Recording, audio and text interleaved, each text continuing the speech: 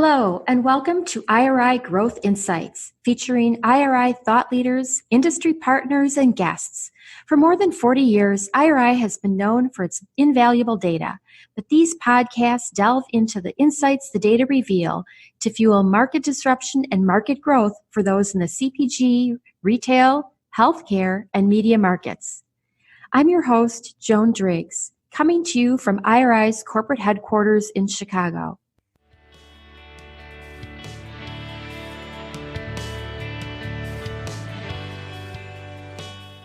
Welcome to another episode of IRI Growth Insights, where this episode will be celebrating the successes of new product pacesetters. And today I'm joined again by Larry Levin, Executive Vice President of Market and Shopper Intelligence here at IRI, and with whom I partner on new product pacesetters. This is always a fun treat because it's our big annual report that we do together. I know we work together on a lot of things, but this is a widely anticipated report that we do every year. And in fact, this is Larry's 11th year with Pacesetters and mine 3rd. So hello, Larry.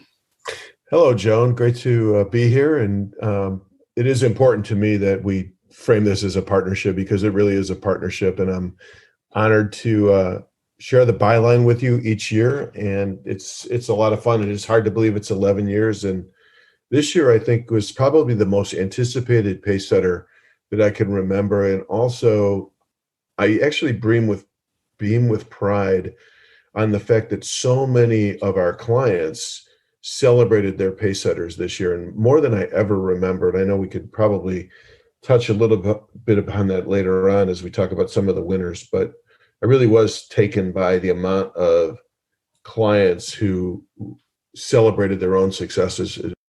You know, you mentioned that this is a partnership, Larry, and you're right. We are supported tremendously by colleagues Claudia Burgos, Ryan Stredney, Wendy Solomon. It wouldn't be a beautiful presentation without Amy Smith, so you are absolutely right to call those folks out. And I think that what's interesting about the companies who are celebrating their success and making it to the Pacesetter list, this is not a subjective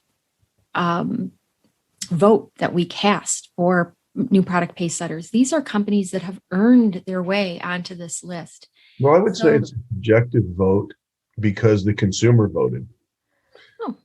The consumer brought his or her dollars, and that's what we look at, is where did the dollars come from? And so in that way, I would say it's a subjective vote. It's the vote of the U.S. consumer and the products that he or she is buying to celebrate or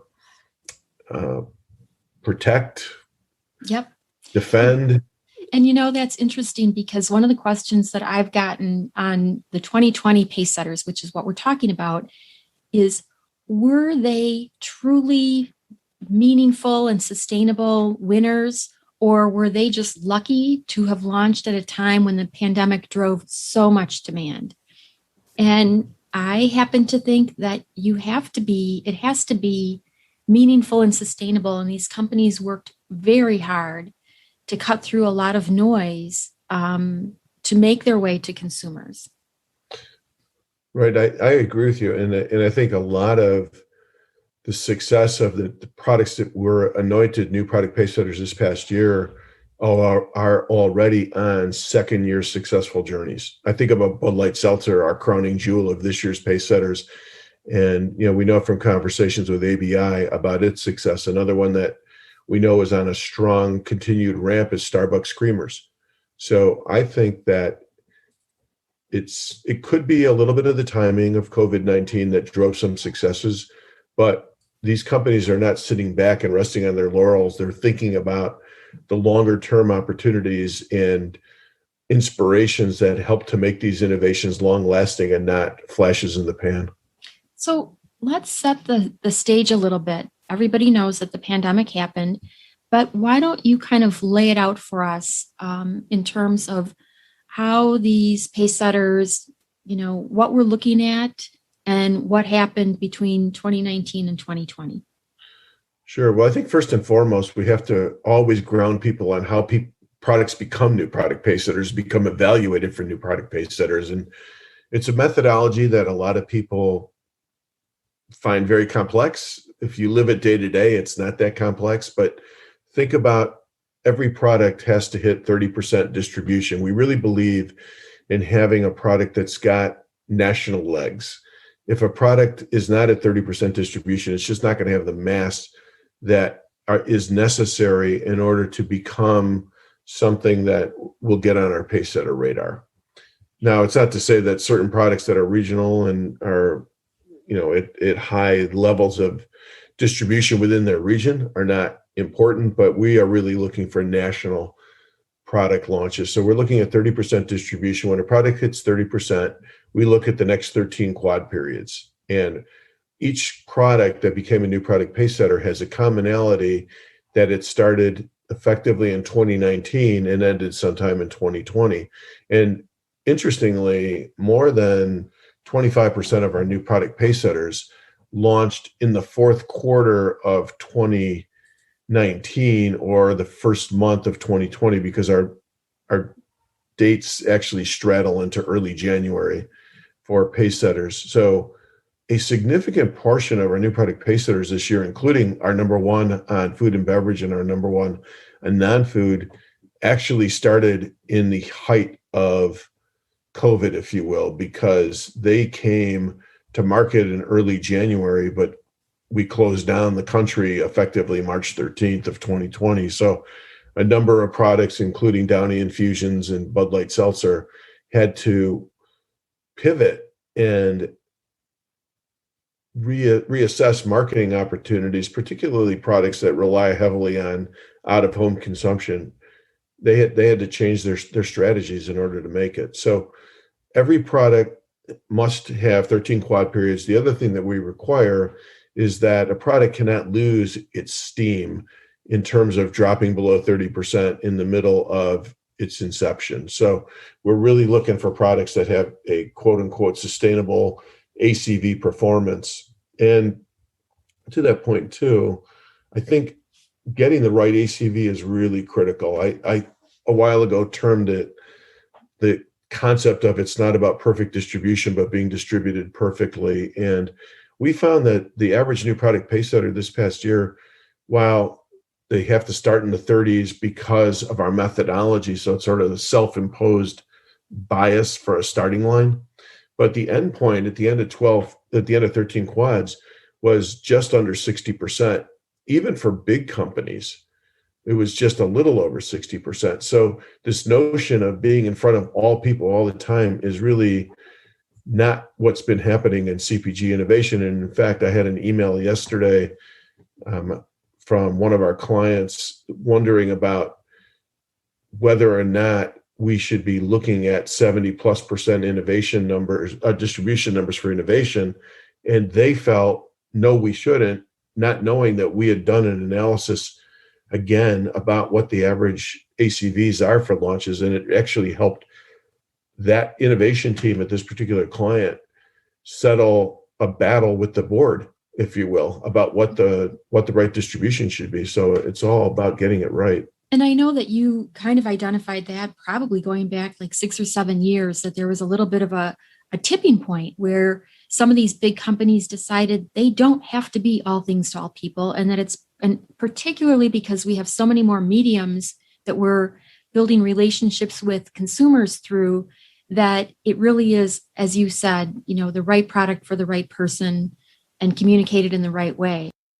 Along that same trail, though, is getting the right dollar forecast together. And one of the things that we've seen over time, and you've seen it this year, and you talked about it at our webinar, is that the median launch for a new product Pacesetter is about $19-20 million. And it's up a little bit because we had more in-home consumption this year, and within home consumption comes in-home cleaning. So a little bit of that changed the market. But the reality is that we've got to get people away from this idea of 50, 70, $100 million launches, because they're few and far between. They'll still happen, but consistently within Pacesetters for the last 7, 8 years, we have very few launches over $50 million. Well, and you mentioned that you really hope that a lot of companies take this as a forecasting benchmark. Use this. Don't try and or don't assume that because you're putting X dollars into it that you're going to achieve some astronomical number, because it is hard to get there. So one of the things that I wanted to talk about are a lot of the trends that we're tracking at the outset. And what I always find so interesting in speaking with you is because over the years, you've really seen a lot of these trends, wax and wane, and you can pull out examples of products that were launched 10 years ago that support some of these trends. So that's always so fascinating to me.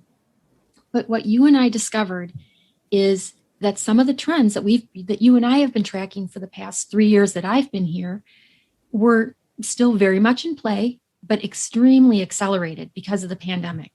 And in part, it's because of other behaviors that we noticed changed during the pandemic. And I'm going to give you some examples of those. So we are working out at home during the pandemic. And even as we come out of the pandemic, people really anticipate that they're still going to be working from home far more than they did pre-pandemic. We also invested heavily in our homes, both in, especially digitally.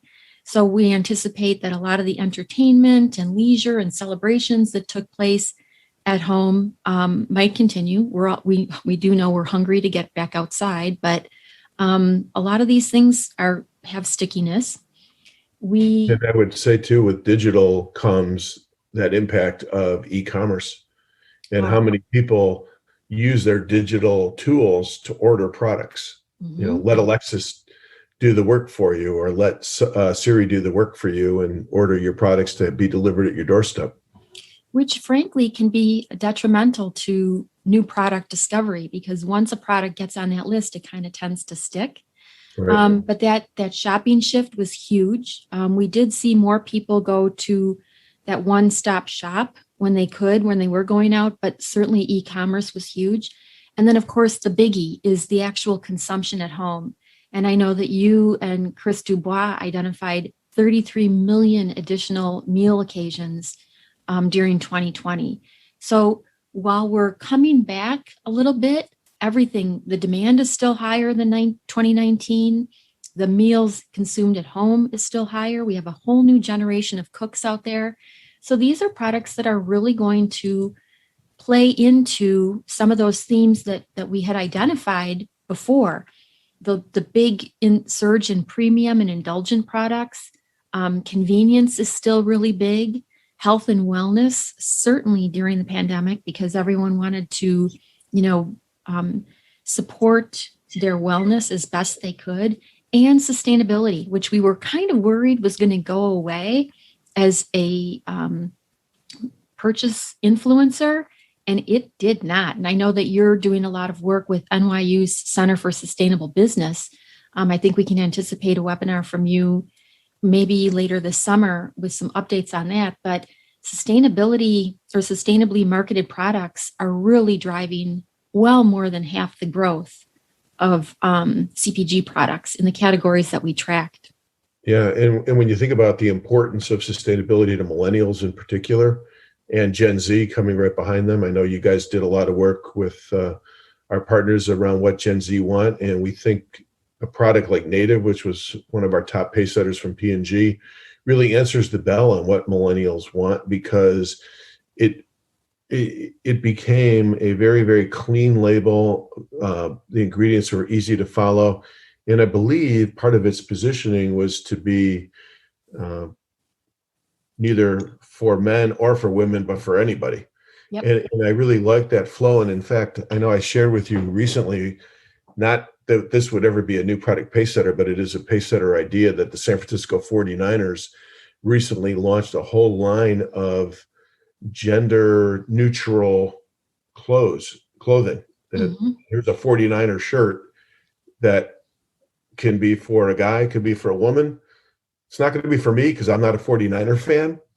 Living in Los Angeles, that's like the last thing you'd be caught wearing. But seriously, I think it's really important that more and more products are being made to encompass everyone. Mhm. And that really worked well with native. And it's interesting that I say that, because I also say can't be all things to all people, but you have to figure out how your product innovation can feel like it is for everybody. And it's not that it's cherry picking here or cherry picking there. Well, Native does have that feel of a smaller brand. I don't think people really recognize that it's coming from P&G. As you Yep. mentioned, very clean packaging, gender neutral packaging, but they're also going plastic free by 23, which is very important, as you mentioned, particularly to younger generations. So there are definitely things at play. It's not all things to all people, but at least they're speaking to the audience that they know are starting their shopping journey.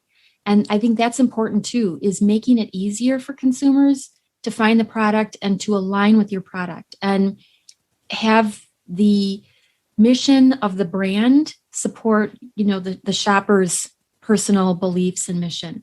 So some of that social and sustainable are definitely going to be important innovation triggers moving forward.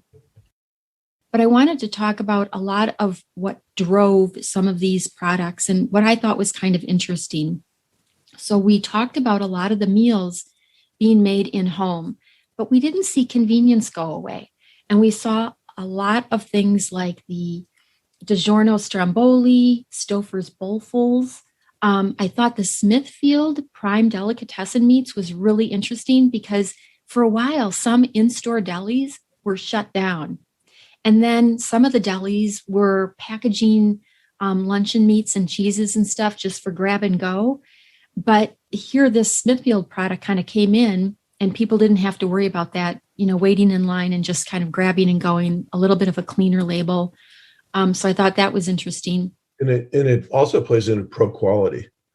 Mm. One of the things that you and I, and actually Sue Via Mary and I discovered years ago, was this whole do it at home. And it works both on the food and beverage side and the non-food side. But really, Smithfield Deli gives you that feel of what you'd get at the butcher counter. The other thing that I think is really important is the transparency of that packaging. You talk about sustainability as an asset. Being able to see the product through the whole package is really, really important. And that Smithfield package that in a very transparent meat pack. So I think that answers another bell that's Mhm. really important to consumers. Yeah. And then on the other side of it, people were doing a lot more scratch cooking, baking and stuff at home. So there was a lot more mess to clean up. And some of the products two products that I thought were really interesting. We had two paper towel products in the top 10. We had both the Viva multi-service cloths and the Brawny Terra Square. And that to me, obviously so much more consumption in home, but I thought having two paper towels in the top Pacesetters was pretty interesting. Yeah, it's definitely been a while that we've had that. The other thing that was really interesting is, whether it was by design or not, there wasn't a lot of advertising support behind them. And obviously, the way people were looking for paper towels wherever they could find it, advertising was really not necessary. It was, if you have it, I'm buying it. Yeah, and there were some other like cleaning products that were out there. The Mr. Clean Freak did very well. There were a lot of other household cleaning products. Laundry products are always big on the Pacesetter list, but this year, for whatever reason, there were so many with scent as a driving factor. Scent, and again, that pro quality. Tide Heavy Duty 10X. So again, that kind of pro quality. There was also, It's not just the pro quality, it's also paying homage to the fact that there were a lot more loads that were being done. So heavy duty became really important. right, and the Persil Pro Clean discs, same type thing. Again, lots of laundry and lots of We scent. also have to remember that these innovations were in the minds of these creative people way before COVID. So they still saw the need to bring some of these opportunities to the market And COVID just accelerated the opportunity for them to be successful. But Okay. Okay. And you're going to tell this story for sure. yeah, But here's a product that came out before the pandemic, and that is the Starbucks creamers. So to me, that was right time, right place. But we also heard the full story. So you tell that story. yeah, not just right time, right place, but just imagine a 9-month incubation where one day somebody came into our Nestle Beverage and said, "Hey, let's develop a Starbucks creamer for our lineup." And from the idea to being on shelf was a 9-month period. Just And amazing. When you yeah, think about how many companies have long had stage gate processes that we're going to develop, we're going to test, we're going to learn, we're going to test again, we're going to put the product out there, we're going to test, we're going to learn. And the process could take 2.5, 3 years. They did this in 9 months from the time Daniel Young and Jason Meredith got their ideas on paper to the market. It's incredible. And not only was it our number 4 pace setter, but Starbucks creamers became the number 1 selling creamer innovation that we've ever tracked in new product pace setters in 26 years of doing this. And it was interesting because, as you know, Joan, I've done a lot of automotive work, and precision in automotive, especially in the luxury line, is job one. And Starbucks, to me, acts like a premium car company. And Starbucks has an image and aura that consumers expect, that they learned in the cafe. And Nestle went out of its way to make sure that that experience was quote unquote portable from the cafe to the home experience. yeah, Everything from crafting the bottle to the logo, to the look and feel, to the flavor lineup emulated the experience that a Starbucks consumer expects. And right. in talking to some of the folks at Nestle, we learned that the product it didn't just do well, but it inspired people to cream their coffee among consumers who normally wouldn't cream their coffee. And I love to look at trial and repeat. And the trial numbers were great. The repeat numbers were off the charts. I think that when last we looked, 50% of people who had bought it again. And of the people who bought it again, more than a third were buying it at least 5 times. You talk about the foundation for success, and that kind of success enables future development. And we know that Starbucks has been looking at a plant-based version for some of its creamers, and it's just talk about being on trend. That product is on trend. Yeah, very much. That product delivers an experience that's so important. You talked about pro quality. This is the hallmark of pro quality. It also speaks to all those people who made meals and stuff at home. And a lot of people are brewing their coffee at home. And now with products like Starbucks creamers, they can say, you know what, I can still have that coffee shop experience, that premium experience, and I can do it myself. So Right. I think that a lot of people are going to continue to brew their coffee at home. Yeah, no doubt about it. Now, beverages overall were a huge theme last year, and they are looking on trend for 2021 as well. But a lot of beverage alcohol, and the beverage alcohol sales were astronomical, and it's because so many places were shut down. We couldn't go to bars and restaurants during the pandemic. So a lot of the consumption, the party came home. And we had, as you mentioned, Bud Light Seltzer, our number 1, but we had Truly Lemonade coming right behind it. We had a lot of other spirit brands, mostly in the beer and seltzer, with things like Natural Light Seltzer, Natural Light Matter Days. So there's a couple different, but there were so many drinks, so many beverages, particularly, I think, was it 9 of 10 in the convenience channel were Right. all drinks. Yeah, I Great think stories there too. beverage innovation has always been a critical part of pace setters, but it's more than I've ever seen. I think we had 27 beverages this year that were pace setters, and we had 8 in BWS, like you said, beer, wine, and spirits. What's interesting is that normally we might only have two or three Bev alcohol winners within Pacesetters in a given year. Sometimes we would go with one or two, and they would hit to $8-10 million. We saw off the charts performance by Bud Light Seltzer, as we all know, like you mentioned, Truly. And I think it's interesting to just look at Bud Light Seltzer and Truly Lemonade, because Truly spent about $2 million in advertising to drive the number two spot, which I think generated upwards of $190 million in sales, 191 million in sales. Yep. For almost the same amount of dollars, 193.7 within MULO, if you will. Mm-hmm. Bud Light Seltzer, pardon? Yeah, multi-outlet, right. Bud Light Seltzer spent about $73 million in advertising. Now, when you add in what it did in convenience, is the number three in the convenience channel, and it popped on another 167 million in sales. You've got two unique strategies where Truly probably relied very heavily on a digital campaign and word of mouth and experience.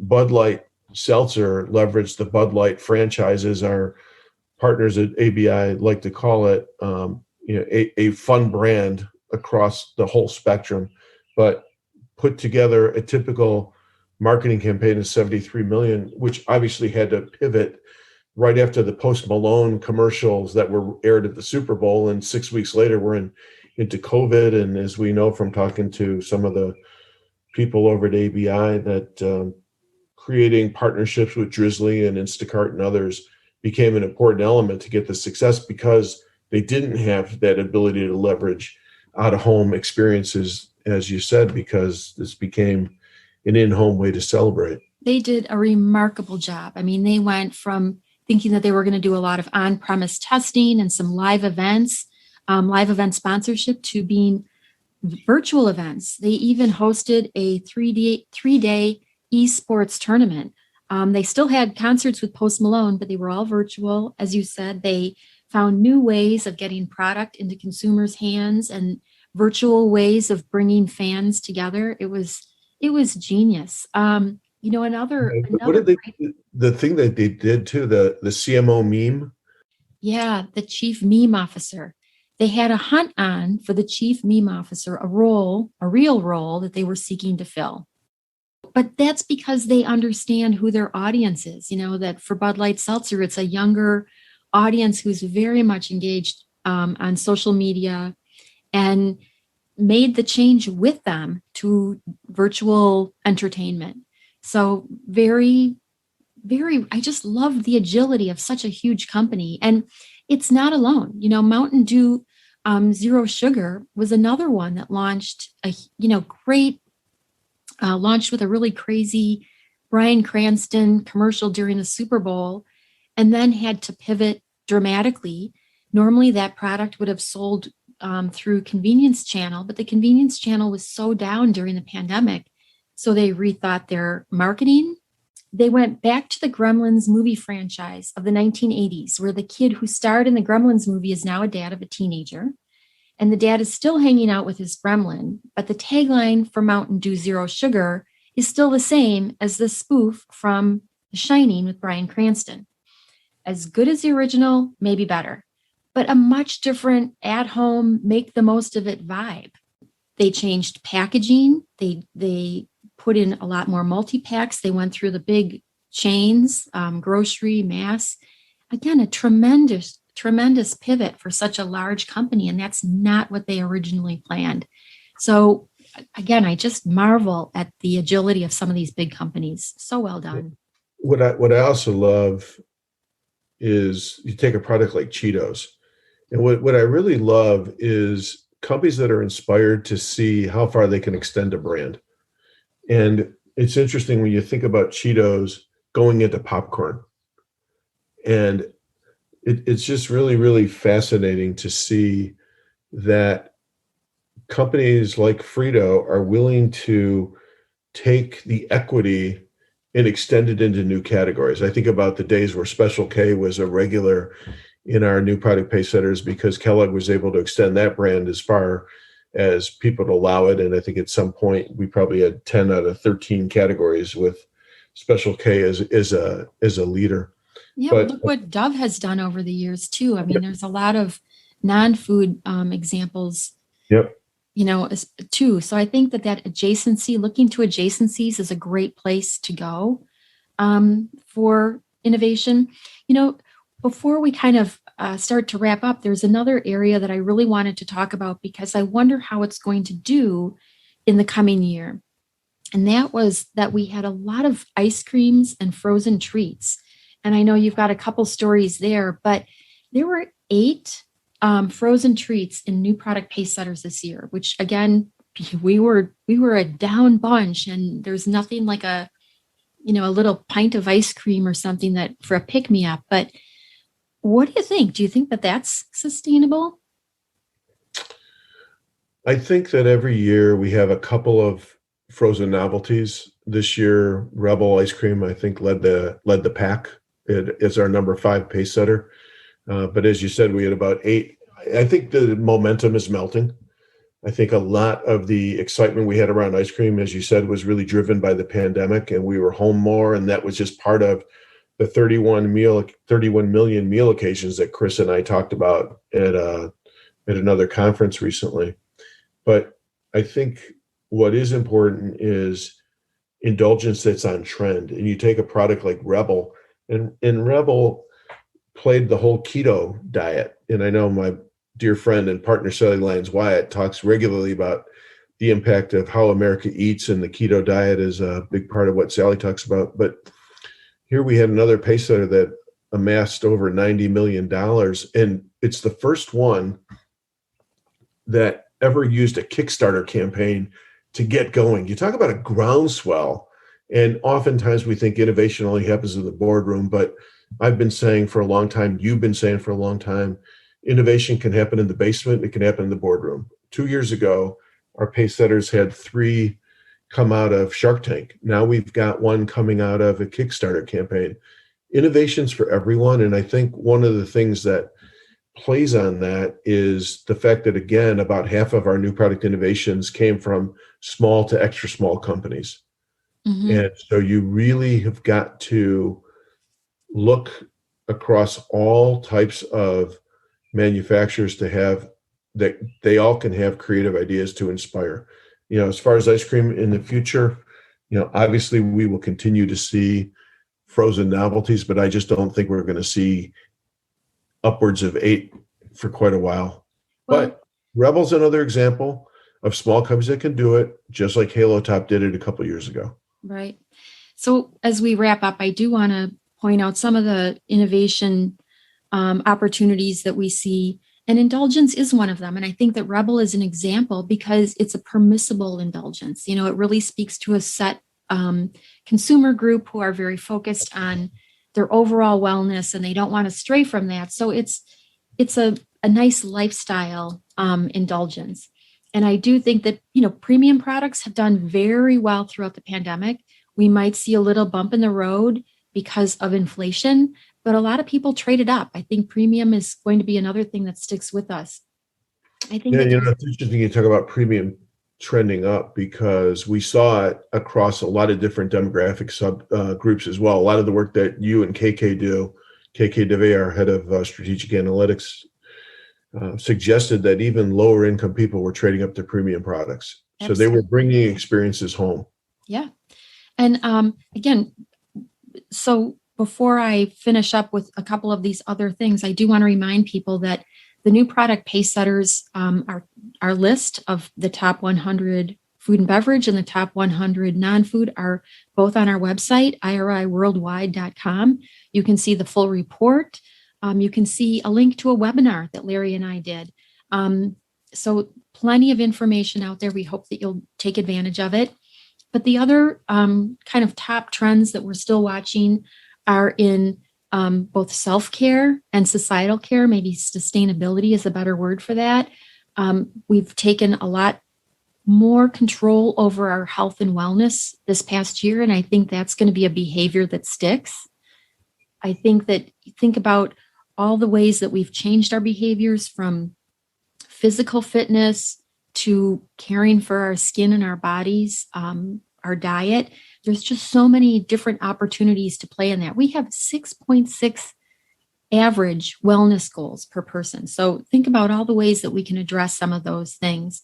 Certainly sustainability, renewable, refillable packaging.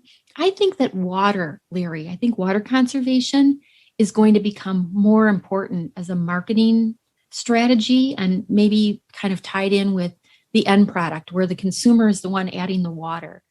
I think that's It's interesting you talk about that, because I think it's an important area, but it's also going to take some digital education, I think, for the company to tell the people how to make the optimum product. Because what I would be disappointed in is if if I have to add my own water, but all of a sudden the product's not meeting my expectations, maybe because I didn't add enough water, I added too much water.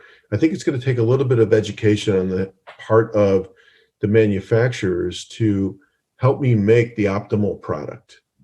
Because if I've got to add my own water, I want to make sure the product doesn't disappoint only because I didn't do something wrong. right. But I think that there have been a lot, particularly with self-care products. Think about all the teeth whitening and the skin care. That takes a little bit of education too. And if it's important to you, and if it supports some of those sustainability initiatives that people are trying to do, I think it'll work. Think about it. Think about how much waste we're now aware of that we're generating because we've all been at home. Everybody seems to talk about like, wow, I had no idea how much we're going through.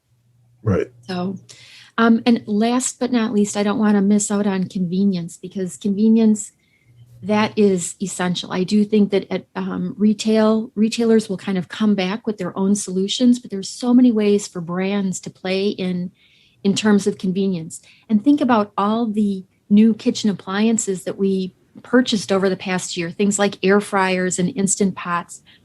What about different products that serve or that go into those? Make it easy for consumers, kind of curate for them, help them put their meals together. Right, because I think convenience, as you said, is going to be important as more and more people go back to the office. Convenience played an important role because I'm making more meals at home, but it's also going to play an important role because when I get home, I don't have as much time to prepare a meal like I did during the pandemic. So sure. Convenience is going to be an important role to just enable me to make a dinner in 25 minutes. Yep. Busy families, busy individuals. You got it. Yep. So with that, I want to thank you again. Always such a joy, and let's do it again soon.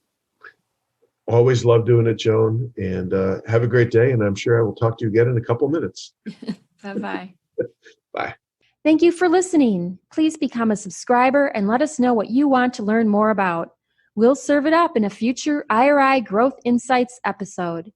Look for us wherever you get your podcasts, and be sure to review IRI Growth Insights. Also, visit us on the web at iriworldwide.com and connect with us on Twitter, Facebook, and LinkedIn.